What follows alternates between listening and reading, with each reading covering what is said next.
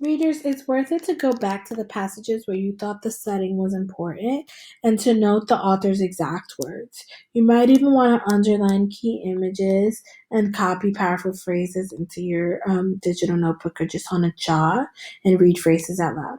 For example, in the story we were reading, um,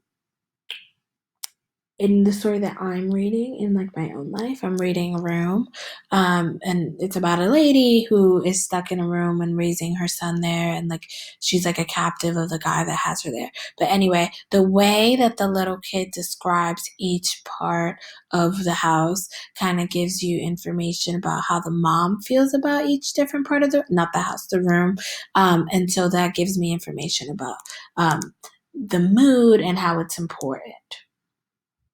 Now, in order for us to do this work, we're going to go back to Popularity by Adam Bagdasarian, same Will character.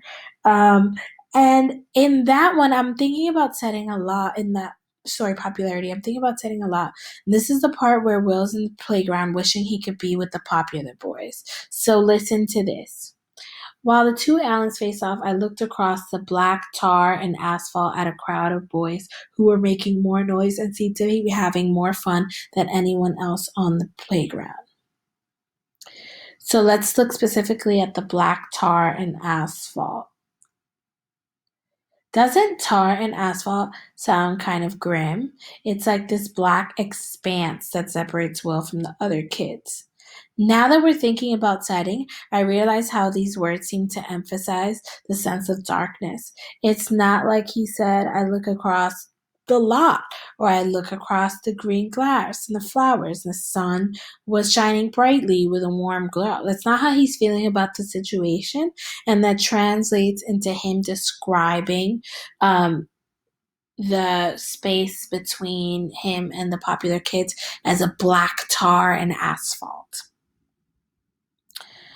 Um, if he would have talked about sunshine shining and it being a warm glow, that would have seemed hopeful. But instead, that's not the vibe. He chose to use the words tar and asphalt, a dark, sticky, hot mess to describe the situation, because that's how he feels about being with the Allens instead of being with the popular kids. The next step is to think about what that might mean for the character Will and what we could possibly learn about him, being that he's in that particular setting. So, literally, the setting is dark and sticky, and figuratively, it's a dark and sticky place for Will. He might feel stuck in this place or hardened to it, like the asphalt is to the ground.